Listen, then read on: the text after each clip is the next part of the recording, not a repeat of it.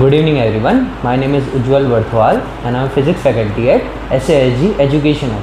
अब हम इस 9 CBSE की सीरीज़ को आगे कंटिन्यू करते हैं। अब तक हमने अब कितने चैप्टर कर लिए हैं? 2 चैप्टर कर लिए हैं। पहला चैप्टर था आपका मोशन, सेकंड चैप्टर था आपका फोर्स। तब हम अपना थर्ड चैप्टर करेंगे जो कि है आपका work, energy and simple machine.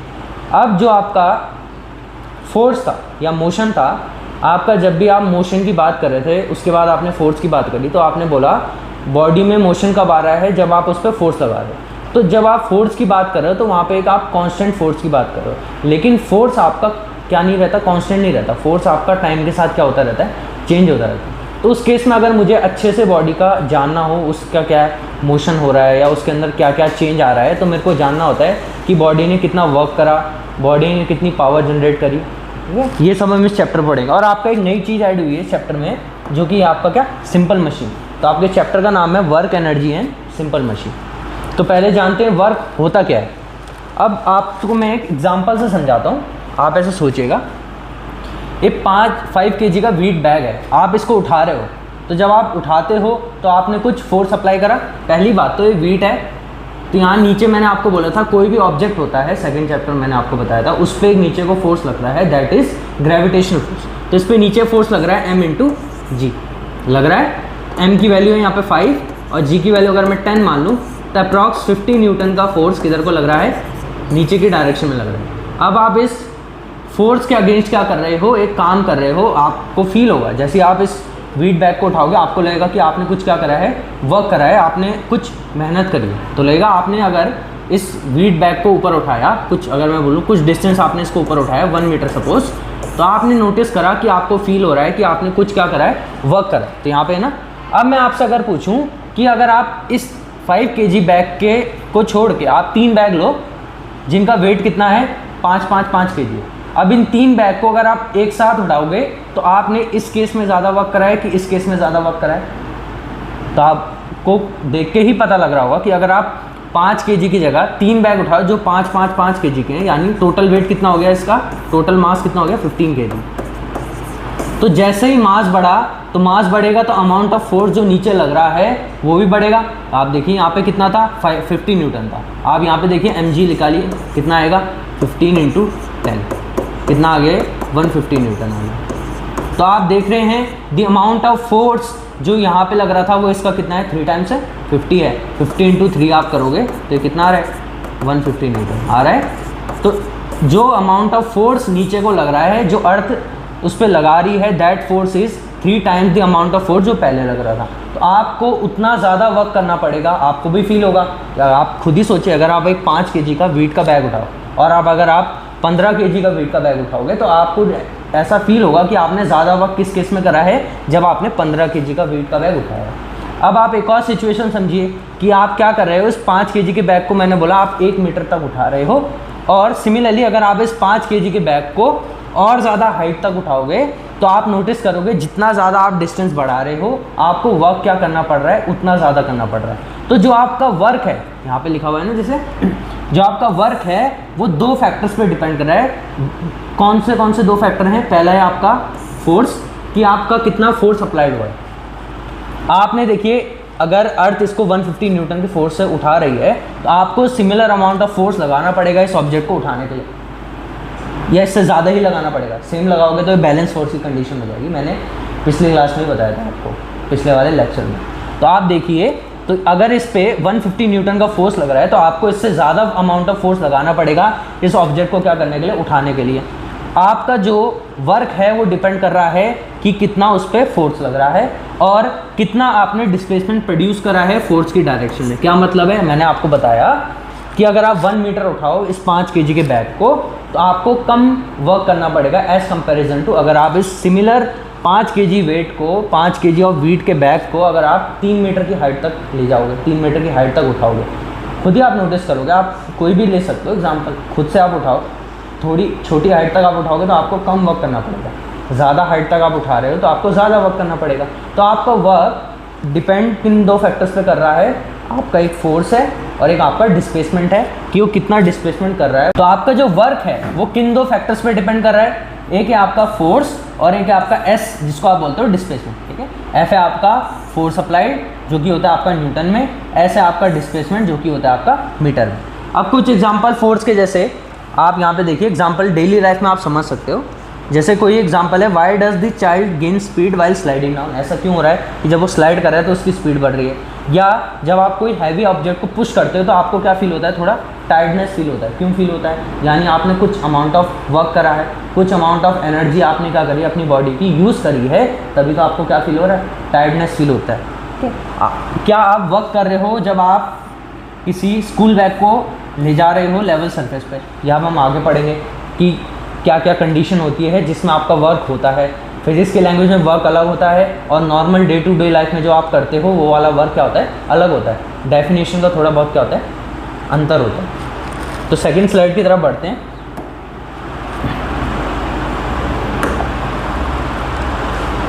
अब देखिए सेकंड है आपका when is work said to be done. मतलब अब मैं हर एक चीज़ को वर्क तो नहीं बोल सकता। मतलब आप क्या करते हो, आप पढ़ाई करते हो, किताब खोलते हो, तो आप अगर पढ़ रहे हो तो आपकी लैंग्वेज में आप बोलोगे कि मैंने क्या करा है, वर्क करा है। बट क्या वो फिजिक्स की लैंग्वेज में वर्क है?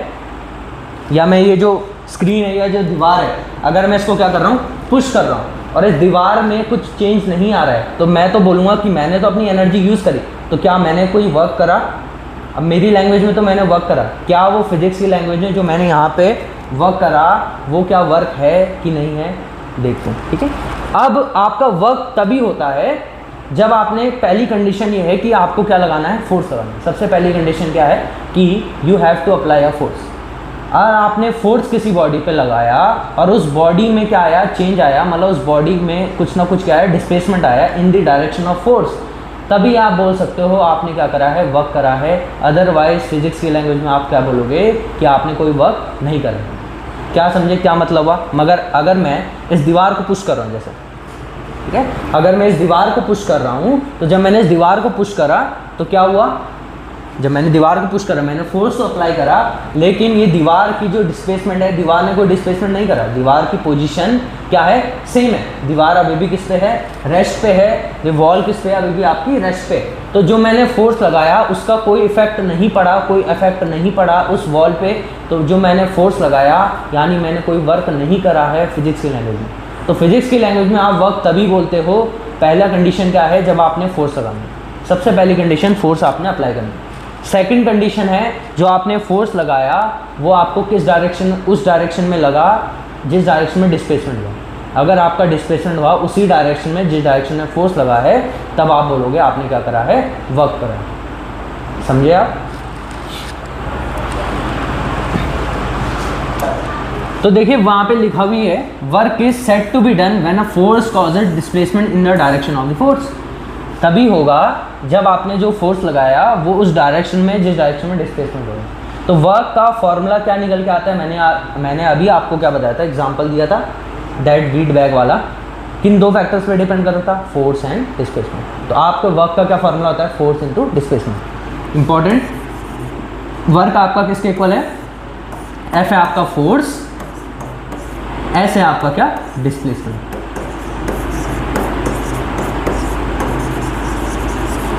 अब आपको एक सवाल आना चाहिए कि इसकी यूनिट क्या होगी। खुद ही आप देखिए, फोर्स की यूनिट क्या होती है, न्यूटन होती है। डिस्प्लेसमेंट है यानी आपने कोई ना कोई डिस्टेंस ट्रैवल करी है, लेंथ है, लेंथ की यूनिट क्या होती है आपकी, मीटर। तो यानी आपकी जो वर्क है उसकी यूनिट क्या होती है, न्यूटन में। इसी को आप क्या कहते हो, जूल। इसी को क्या कहते हो आप, जूल। इसी को क्या कहते हो आप, जूल। एक और यूनिट है, मतलब न्यूटन मीटर को आप क्या लिख सकते हो, जूल लिख सकते हो। ये है आपकी एसआई यूनिट। ये क्या है आपकी SI unit. SI unit of work is newton metre और जूल, जो भी आप बोलना चाहें आप बोल सकते हो।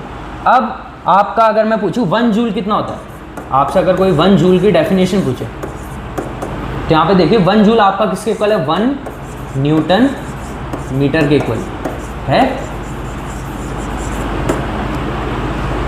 अब आपने 1 जूल का वर्क कब करा है, जब आपने कितना फोर्स लगाया, 1 न्यूटन का फोर्स लगाया और बॉडी में कितना डिस्प्लेसमेंट आ रहा है, 1 मीटर का डिस्प्लेसमेंट आ रहा है, तो आप बोलोगे आपने कितना वर्क करा है, 1 जूल का वर्क करा है। तो आप अगर डेफिनेशन में इसको लिखना चाहो, 1 joule work is said to be done when 1 newton force is applied on a body and the displacement of the body is 1 metre. तब आप बोलोगे आपने कितना वर्क करा है, 1 जूल का वर्क करा है। ठीक है, तो वर्क की यूनिट क्या होती है आपकी? जूल। इसको आप न्यूटन मीटर भी लिख सकते हो। 1 जूल क्या होता है आपका?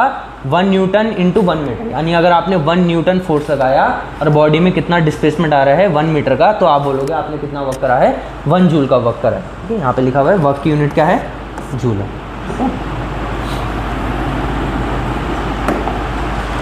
अब देखिए, मैंने आपको बोला कि ऐसा हो रहा है कि किसी कंडीशन में आप जो वर्क कर रहे हो वो वर्क में काउंट नहीं हो रहा है। तो ऐसा आपके बहुत वेरियस टाइप के क्या होते हैं? वर्क होते हैं। एक होता है आपका पॉजिटिव, एक होता है नेगेटिव और जीरो। जीरो तो आप समझ गए, मैंने अभी आपको बताया। जीरो वर्क कब होगा? आपने फोर्स लगाया और बॉडी में कोई ना कोई डिस्प्लेसमेंट नहीं आ रहा है, उस केस में आपका वर्क क्या होता है? जीरो होता है। एक और कंडीशन में होता है, अभी मैं आपको धीरे धीरे बताता हूँ। अब पहला है आपका पॉजिटिव वर्क। अब देखिए, आप इसको वैसे तो 11th में पढ़ोगे, बट मैं फिर भी थोड़ा बहुत आपको बता देता हूँ। आपका जो वर्क का फॉर्मूला होता है वो एक्चुअल में होता है आपका एफ एस कॉस थीटा। आपने पढ़ा नहीं होगा कि cos theta sine theta, but फिर भी मैं बता देता हूँ। कॉस थीटा अगर आपका 0 होता है तो ये आपका कितना होता है? इसकी वैल्यू 1 होती है। सिमिलरली अगर आपका कॉस 180 होता है तो इसकी वैल्यू कितनी होती है? -1 होती है। तो अगर आपका वर्क है, पॉजिटिव वर्क कब होगा? जब आपका क्या होगा? कॉस 0 होगा। नेगेटिव वर्क कब होगा? जब आपका कॉस क्या होगा? 180 होगा। तो आपको एंगल देखना है। एंगल किस किस के बीच का देखना है? एक तो फोर्स और एक डिस्प्लेसमेंट के बीच का। तो अगर आपका फोर्स लग रहा है और उसी डायरेक्शन में डिस्प्लेसमेंट हो रहा है, तो आपने क्या वर्क करा है? पॉजिटिव वर्क करा है। समझे मेरा क्या पॉइंट है? जैसे मैंने अगर किसी ऑब्जेक्ट पर फोर्स लगाया और जैसे पेन है, अगर मैंने इस पर फोर्स लगाया, ये उसी डायरेक्शन में मूव कर रहा है जिस डायरेक्शन मैंने इस पर फोर्स अप्लाई करा था, then that work is known as positive work. यहाँ पे लिखा हुआ है when force and displacement are in the same direction. उस केस में आपका जो थीटा होता है वो कितना होता है? 0 होता है। फोर्स भी यही है, डिस्प्लेसमेंट भी यही है।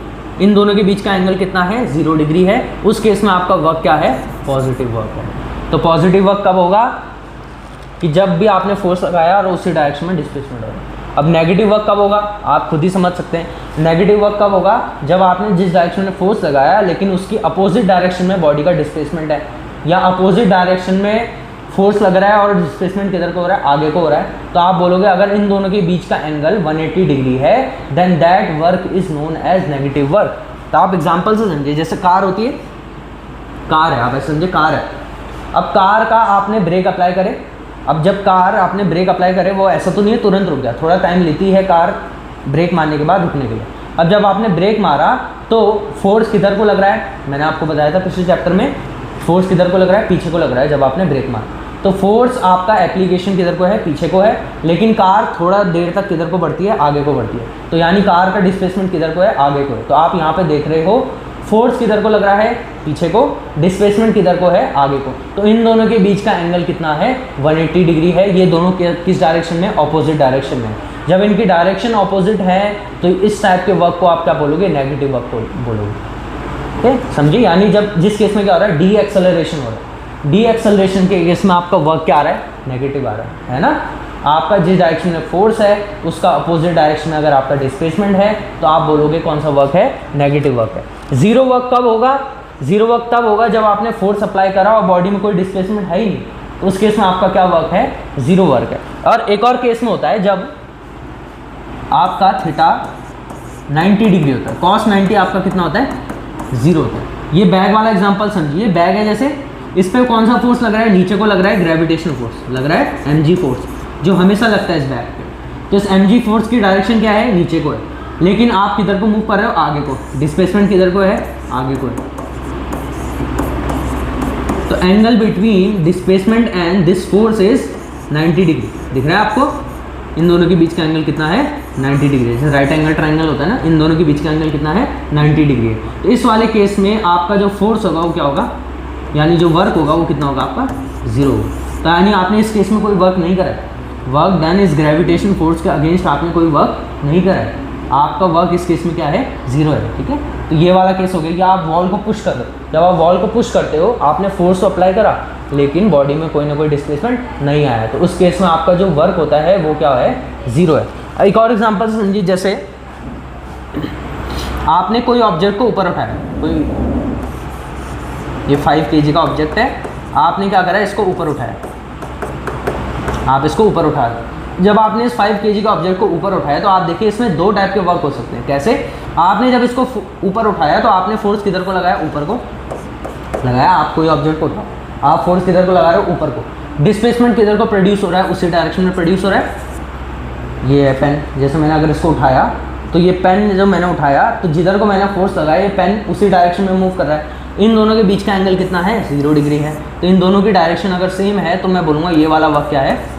Positive work. तो वर्क डन आपके द्वारा किया गया वर्क क्या है? पॉजिटिव है। लेकिन इस 5 kg ऑब्जेक्ट पे नीचे को फोर्स लग रहा है, that is equal to mg due to earth gravitational field.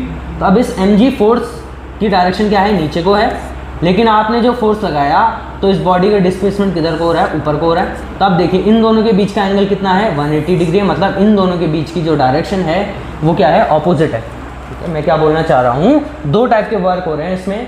पहला वर्क हो रहा है जो आपने करा है ग्रेविटी के अगेंस्ट करा है आपने। पेन से समझिए, इस पेन को नीचे अर्थ अपनी तरफ खींच रही है। अब आपने इस पेन को पकड़ा और इस पेन को आपने ऊपर खींचा। तो अब आपने फोर्स ऊपर को लगाया तो डिस्प्लेसमेंट किधर को हो रहा है? ऊपर को हो रहा है। तो आप देखिए दोनों की डायरेक्शन सेम है, तो ये वाला वर्क क्या होगा? पॉजिटिव है। तो work done by me, work done by you, ये सब क्या है? पॉजिटिव है जब आप किसी सामान को ऊपर उठा रहे हैं। लेकिन आप देखिए जब मैं सामान को ऊपर उठा रहा हूँ, एक नीचे को इस पर फोर्स लग रहा है, that is due to earth gravitation field. अब नीचे को एक फोर्स लग रहा है लेकिन मैं इसको ऊपर को खींच रहा हूँ, तो डिस्प्लेसमेंट किधर को है? ऊपर को। फोर्स लग रहा है अर्थ के कारण नीचे को। तो वर्क डन बाय अर्थ यानी वर्क अर्थ के द्वारा जो वर्क करा गया वो क्या है? नेगेटिव है, क्योंकि दोनों की डायरेक्शन क्या है? नेगेटिव है। तो एक ही बॉडी में आपने समझ लिया कि इसमें पॉजिटिव वर्क भी हो सकता है, नेगेटिव वर्क भी हो सकता है। पॉजिटिव वर्क किसके द्वारा हुआ? मेरे द्वारा हुआ। नेगेटिव वर्क किसके द्वारा हुआ? Earth due to earth gravitational field क्या हुआ? आपका नेगेटिव वर्क हुआ। ठीक है। जीरो वर्क कब होता है? जब आपने फोर्स लगाया और बॉडी में कोई ना कोई डिस्प्लेसमेंट नहीं आया हो, तो आप बोलोगे जीरो वर्क हुआ। या जिस डायरेक्शन में फोर्स है उसकी परपेंडिकुलर डायरेक्शन में आपका डिस्प्लेसमेंट हो रहा है, तो आप बोलोगे उस वाले केस में भी क्या है? आपका जीरो वर्क है। ठीक है। अब देखिए आपका एक क्या है? Displacement, force displacement graph. आपके कोर्स में क्या है? फोर्स क्या होना चाहिए? कांस्टेंट होना चाहिए। फोर्स टाइम के साथ वेरी नहीं हो सकता। तो अगर आपका फोर्स कांस्टेंट है, पहली बात तो आपको हमेशा वाई एक्सिस में क्या रखना है? फोर्स को रखना है। अगर आप प्लॉट कर भी रहे हो तो आपका फोर्स किस डायरेक्शन में होगा? वाई एक्सिस में होगा। मैंने आपको मोशन वाले चैप्टर में अच्छे से समझा दिया है कि कैसे आप ग्राफ को प्लॉट करते हो। आप वो वाली वीडियो पहले देख के आ सकते हो। फिर एक्स एक्सिस में आपको क्या रखना है? डिस्प्लेसमेंट रखना है। फिर आप देखिए ये फोर्स है, ये फोर्स क्या है? कांस्टेंट फोर्स है। पहला केस क्या है? कांस्टेंट फोर्स अगर लग रहा है तो आप देखिए इसमें क्या लिखा हुआ है? एरिया अंडर द ग्राफ आपको क्या दे रहा है? वर्क डन दे रहा है। मैंने आपको बताया था अगर आप फोर्स और डिस्प्लेसमेंट का अगर आप ग्राफ प्लॉट कर रहे हो, फोर्स को आपको रखना है वाई एक्सिस में और डिस्प्लेसमेंट को रखना है आपको किस में? एक्स एक्सिस में। तो अगर आप इनका ग्राफ प्लॉट करो, आप इनका एरिया अंडर द कर्व निकाल दो, तो आपका क्या आ जाएगा? वो चीज़ क्वांटिटी क्या मिलेगी? आपको वर्क डन मिलेगी है। जैसे आप देखिए क्या था आपका, अगर वेलोसिटी टाइम ग्राफ आप प्लॉट कर रहे थे, वेलोसिटी टाइम ग्राफ, तो आप देखिए आपने वेलोसिटी का फॉर्मूला क्या लिखा था? वेलोसिटी का फॉर्मूला आपने लिखा था डिस्प्लेसमेंट अपॉन टाइम। तो यहाँ से आपने डिस्प्लेसमेंट का फॉर्मूला लिख दिया था। डिस्प्लेसमेंट का आपने फॉर्मूला लिख दिया था क्या? Velocity into time. तो आप देखिए जब आपने वेलोसिटी टाइम ग्राफ प्लॉट करा था, वेलोसिटी था आपका वाई एक्सिस में, टाइम था आपका एक्स एक्सिस में। तो जब आपने इनका एरिया अंडर द कर्व निकाल रहे थे तो आपको क्या मिल रहा था? डिस्प्लेसमेंट मिल रहा था। सिमिलरली आप देखिए वर्क का फॉर्मूला क्या है? Force into displacement. इन दोनों में कोई सिमिलरिटीज़ है ना? ये दोनों मल्टीप्लिकेशन में हो रहे हैं, ये दोनों भी मल्टीप्लिकेशन में। तो यहाँ पे देखिए वेलोसिटी की जगह फोर्स आ गया, टाइम की जगह क्या हो गया? डिस्प्लेसमेंट हो गया। तो अगर आप इन दोनों का ग्राफ प्लॉट करो और इनका एरिया अंडर द कर्व निकाल दो, तो आपको क्या मिल जाएगा? वर्क डन मिल जाएगा। अगर आप area under the curve of force and displacement graph आपको क्या देता है? वर्क डन देता है। तो आप देखिए ये कौन सा केस है जिसमें आपका फोर्स कांस्टेंट है। तो आप ये क्या बन रहा है? एक रेक्टेंगल बन रहा है। रेक्टेंगल का एरिया क्या होता है? Length into breadth. लेंथ क्या है इसकी? फोर्स। ब्रेथ क्या है इसकी? डिस्प्लेसमेंट। यही है ना, यही वर्क डन का फॉर्मूला होता है आपका, फोर्स इनटू डिस्प्लेसमेंट। तो आपको अगर किसी भी कोई भी आपको ग्राफ दे और आपको उससे बोले कि आपको क्या निकालना है? वर्क निकालना है। जैसे ये ग्राफ है, इसमें फोर्स आपका वेरी कर रहा है, फोर्स आपका कांस्टेंट नहीं है। तो अगर ये वाला केस है, अगर आपको इसमें कोई बोले कि आपको क्या निकालना है, वर्क निकालना है, अभी मैंने आपको बोला कि अगर आपका फोर्स और डिस्प्लेसमेंट ग्राफ है, अगर आप उसका क्या निकालो, एरिया अंडर द कर्व निकाल दो, तो आपको क्या मिल जाएगा, उसका फोर्स मिल जाएगा, उसका वर्क मिल जाएगा। चलो तो यहाँ पे आप देखिए, पहली बात तो ये क्या शेप है, एक ट्रायंगल है, तो अगर आपको इस केस में वर्क निकालना पड़े तो आपको इस शेडेड पोर्शन का क्या निकालना पड़ेगा, एरिया निकालना पड़ेगा। इस शेडेड पोर्शन का एरिया कैसे निकालोगे आप, हाफ बेस इंटू करोगे। अगर आपको ये वैल्यू दी हो और ये वाली वैल्यू दी हो तो आप यहाँ से क्या निकाल सकते हो, वर्क निकाल सकते हो, एरिया अंडर द कर्व निकाल के। तो आपको किसी भी चीज़ का अगर आपको वर्क निकालना है, कोई आपको ग्राफ दिया हो फोर्स और डिस्प्लेसमेंट के बीच का, तो आपको क्या निकालना है, उसका एरिया अंडर द कर्व निकालना। एक चीज़ जान लीजिए, फोर्स आपका वाई एक्सिस में रहना चाहिए, डिस्प्लेसमेंट आपका एक्स एक्सिस में होना चाहिए, ठीक है। अब आप देखिए ये वाले केस में क्या हो रहा है, जीरो वर्क हो रहा है ना, जीरो वर्क। पहली बात तो इस वाले केस में आपका थीटा कितना है, 90 डिग्री है। दूसरे वाले केस में आपका क्या हो रहा है, जिस डायरेक्शन में फोर्स है यानी डिस्प्लेसमेंट जीरो है, ठीक है, डिस्प्लेसमेंट जीरो है। इस वाले केस में आप देखिए, यहाँ पे आप देखिए एस क्या है आपका, जीरो है। कुछ वैल्यू होगी यहाँ पे, एस की वैल्यू अगर मैं बोलूँ 2 मीटर है, तो आप देखिए टाइम के साथ आप फोर्स तो लगा रहे हो, लेकिन डिस्प्लेसमेंट की वैल्यू क्या है, चेंज नहीं हो रही है। जितना आप फोर्स लगा रहे हो, यहाँ पे अगर मैं बोलूँ 10 न्यूटन था, ये 20 न्यूटन है, ये 30 न्यूटन है, 40 न्यूटन है, तो आप जितना भी फोर्स लगा रहे हो लेकिन बॉडी में कोई डिस्प्लेसमेंट प्रोड्यूस नहीं हो रहा है, उस वाले केस में जो वर्क है वो क्या है आपका, जीरो है। तो आप समझिए कि ग्राफ कैसा होता है। पहले बात तो ये वाला इंपॉर्टेंट केस है, क्योंकि आपके केस में क्या है, आपके कोर्स में एक ही केस है जिसमें आपका क्या है, कांस्टेंट फोर्स है। कांस्टेंट फोर्स के केस में ग्राफ कैसा बनता है आपका, ऐसे स्ट्रेट लाइन बनता है, straight line parallel to displacement axis. Constant force और डिस्प्लेसमेंट एक्सिस का ग्राफ ऐसा बनता है आपका। आप इसका एरिया निकालोगे तो आपको क्या मिलता है, वर्क में। तो कोई भी अगर आपको ग्राफ दिया हो, आप उसका क्या निकाल सकते हो, एरिया निकाल के वर्क निकाल सकते हो। यहाँ पे दिया हुआ है, इन जनरल वर्क का फॉर्मूला क्या होता है, एफ एस कॉस थीटा। ये आप 11th क्लास में पढ़ोगे, कॉस थीटा क्या होता है, कब आता है, ये सब किस में, 11th में। बट मैं आपको बता देता हूँ, समरी देता हूँ। जब आपका थीटा जीरो है, थीटा जीरो कब होता है, अगर आपने वर्क करा और उसी डायरेक्शन में क्या आपका डिस्प्लेसमेंट है, तो आपका थीटा जीरो होता है। उस केस में आपका क्या होता है, मैक्सिमम वर्क होता है। वर्क आपका नेगेटिव या वर्क आपका मिनिमम कब होता है, वर्क आपका मिनिमम होता है अगर आपने फोर्स करा, फोर्स जिधर को लगाया उसकी ऑपोजिट डायरेक्शन में अगर डिस्प्लेसमेंट हो रहा है, या जिधर को आपने अगर पीछे को फोर्स लगाया है और आगे को डिस्प्लेसमेंट हो रहा है, कोई भी केस अगर उन दोनों की डायरेक्शन ऑपोजिट है, तो उस वाले केस में आपका थीटा 180 होता है। उस वाले केस में आपका वर्क क्या होता है, नेगेटिव होता है। थर्ड वाला केस है, अगर आपका थीटा 90 होता है, मैंने आपको बताया कि फोर्स अगर ऐसे लग रहा है और परपेंडिकुलर डायरेक्शन में उसका क्या हो रहा है, डिस्प्लेसमेंट हो रहा है, उस वाले केस में आपका वर्क क्या होता है, जीरो होता है। तो इस लेक्चर के लिए इतना ही। आपने क्या करा, वर्क पढ़ा, 3 टाइप के वर्क थे इसमें, पॉजिटिव, नेगेटिव, और आपने क्या पढ़ा, ग्राफ पढ़ा कि फोर्स डिस्प्लेसमेंट ग्राफ क्या होता है, और फोर्स डिस्प्लेसमेंट ग्राफ का एरिया क्या मिलता है आपको, वर्क डन मिलता है। Thank you.